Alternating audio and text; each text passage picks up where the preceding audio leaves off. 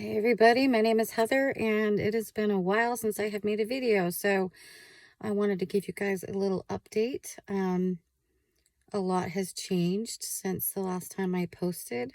We are still together and doing great. I see him every day and we're practically living together. He now says he loves me, which I am so happy that we finally reached that part of our relationship. But one thing that I wanted to talk about in this video was,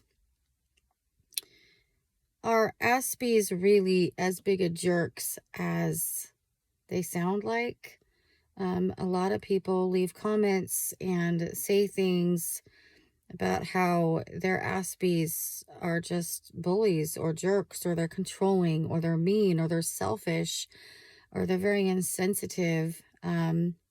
And after being with Jay, as long as we have been together, I definitely understand where those comments are coming from. I definitely understand why somebody would feel that way. There are times that he can go from having a completely fine day to all of a sudden snapping at me and saying some of the most hurtful things.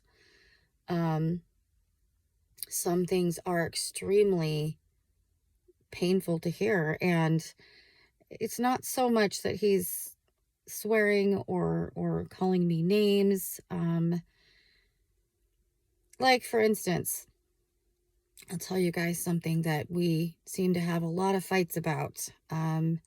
He is extremely sensitive to air and fresh breath, and he has this huge sensitivity towards my breath and always thinks I have bad breath, even though I have never been told that by anybody, and my dentist doesn't know what he's talking about. But he seems to be extremely hurtful and critical of my breath, and tries to say that I don't know how to brush my teeth, or that I never brush my teeth, that I just do a half-assed job. I mean, it's just kind of, it's ridiculous, some of the things he comes up with, that I breathe all over him all day and he's just sick and tired of it, and he just can only do it so much, and who would possibly want to put up with being breathed, bad breath on them all day long. And this can really hurt my feelings. And I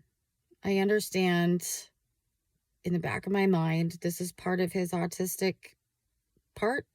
He's extremely sensitive to smells, and apparently this is something that he has focused on. And I drive bus, and so I wear a mask all day, which doesn't help. Sometimes I do, have bad breath because of that. But for the most part, I've never ever had bad breath. And when I've told a couple people that, they were so shocked, because they were like, you don't have bad breath. What is he talking about? But he can be such a jerk, I completely understand. I have been in the bathroom many, many times, crying, sometimes for hours, over some of the things that he says when he's having a meltdown, or when he's tired and cranky and he just loses it and he just says horrible things. He can say some horrible things about my driving. He's really has a lot of anxiety about driving. And even though I drive professionally for a living and have a CDL, he still gets really critical all the time of my driving. And the tone in his voice completely changes. He completely turns into what I would call a big snob. He sounds like he's looking down on me, and that he's better than me, and that I'm completely stupid. And for the people out there who are living these relationships, or maybe have already given up on these relationships, I completely understand. I completely get why you feel the way you do, why your feelings were hurt, why you feel like maybe they're insensitive, or they're just not caring about your feelings. And I cannot speak for your Aspie. I don't know the relationship or dynamic or personality of your specific person, but for my Aspie, I know that I've learned a couple things. I've learned a few things to keep us from getting in huge fights. And I'll give you a couple of the tips, okay? Number one that I have learned is that my Aspie, Jay, we're going to call him Jay, says a lot of things he doesn't mean. And I really was under the impression at first that everything he said would be 100% truth and that it would be completely honest. And it is true and it is honest. That has not changed. But he changes his mind all the time.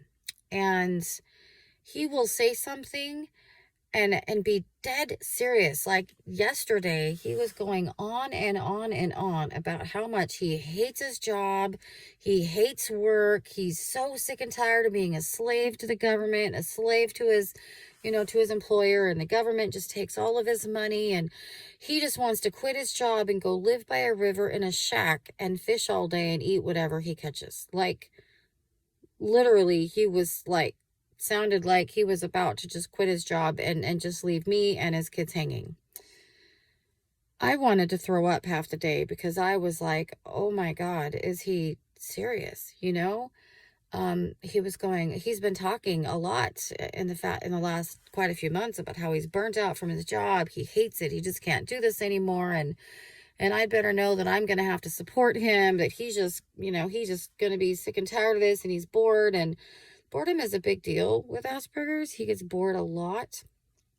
And it kind of terrified me. And then we talked again last night, and I'm like, you do realize that you have child support to pay, and we need some sort of security, you can't just up and quit your job. And then it's like, he's like, I know, I'm just talking, I know I say this stuff, but I know I have to keep working. And then he was going on and on and on about how he wanted to buy an oyster farm and he wanted to move all of us to Portland. Like, his ex-wife would go for that. Not wouldn't happen. Anyways, so he wanted to go to Portland, buy an oyster farm, and he wanted to grow oysters. And I'm like, what in the hell? And he went on and on and on and on about this, how he's going to buy these acreages. And I was like, what the hell is he talking about? And then I find out later he's changed his mind. He changes his mind a lot. So the reason that I say this and these examples is when your Aspie goes off at you, like Jay does to me, I'm getting better at learning that most of the stuff that he says, he doesn't mean. He, in the moment, is saying what he feels in the moment. He's feeling upset. He's feeling stress. He's feeling anxiety. And in the moment, he says things that are hurtful and critical, but he doesn't mean them.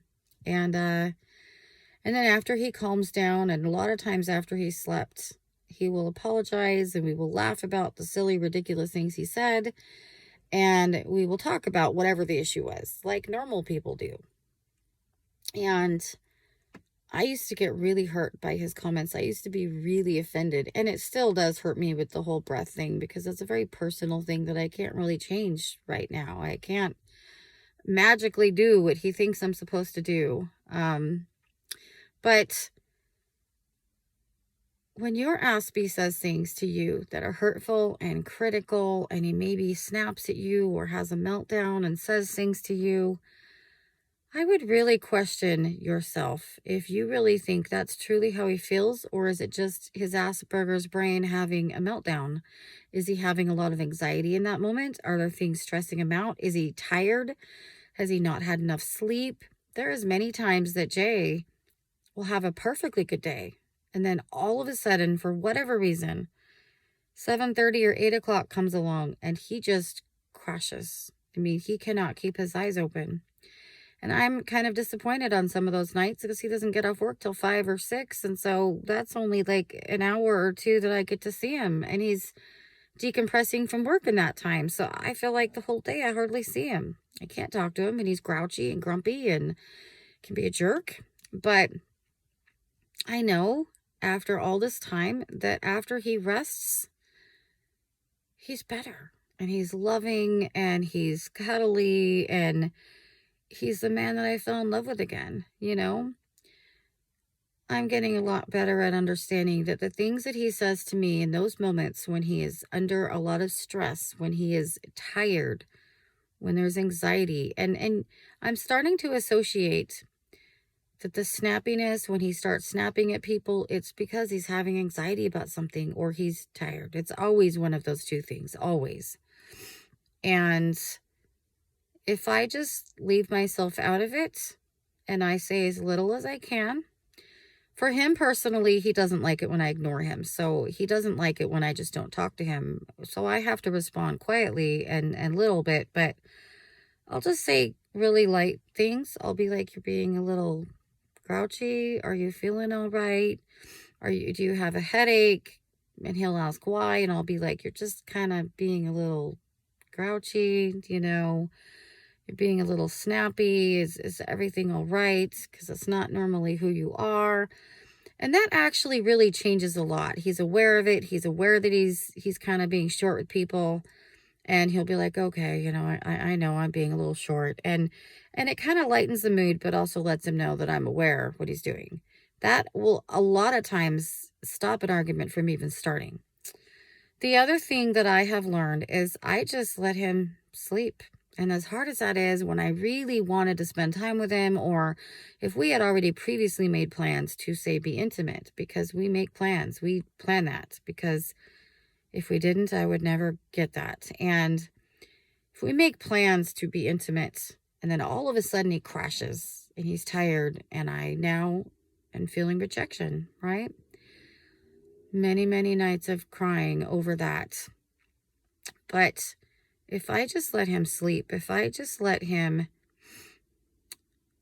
sleep it off, even though it's hard for me sometimes to put myself last, it's hard for me to be understanding. And there's times that I feel resentment and I feel hurt and I feel like I'm so sick and tired of this. I'm so sick and tired of being understanding all the time. But, in the end, I love him. I love him so much. And even though I might get frustrated, even though sometimes it's annoying, I know deep down I will do anything I possibly have to. I will move hell and earth in order to be with this man. I will do anything that I have to make him feel loved and cherished and to be the person that he needs me to be. And that doesn't mean just giving him his way and letting him do what he wants and saying my needs don't matter.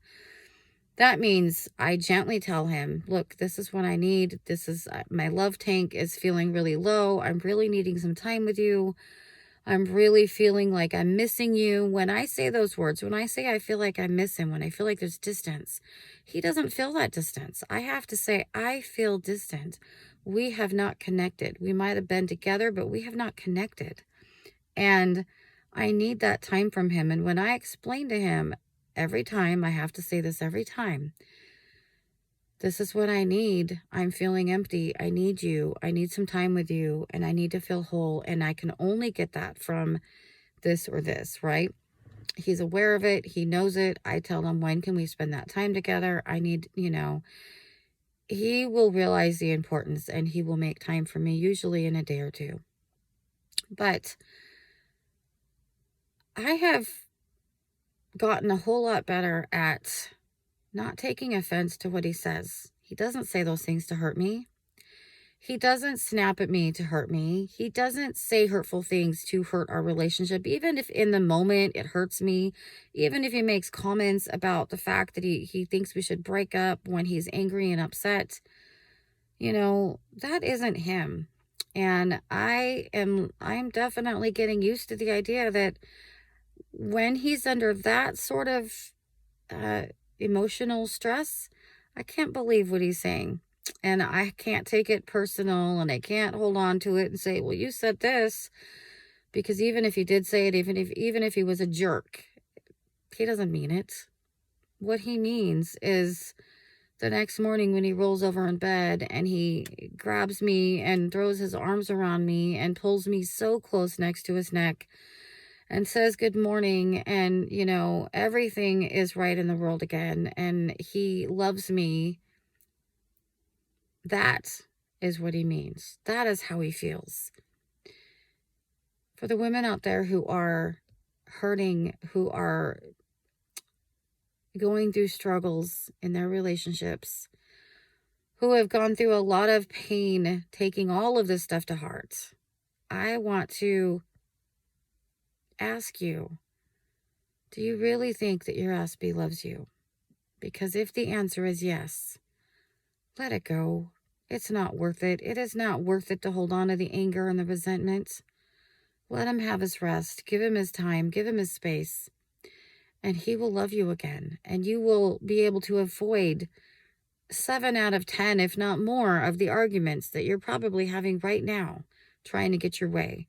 Right now, trying to get him to understand. You cannot make him understand when he's upset. Let it roll off your back. Get really good at realizing this is autism. He's autistic. They say things that adults wouldn't say.